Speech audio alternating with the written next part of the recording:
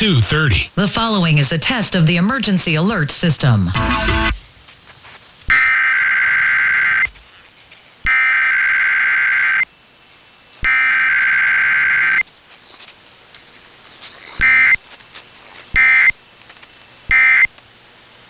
Station is testing its emergency alert system equipment. The EAS will provide timely emergency warnings. This station serves the Pittsburgh Extended Operational Area. This concludes this emergency alert system. KDKA.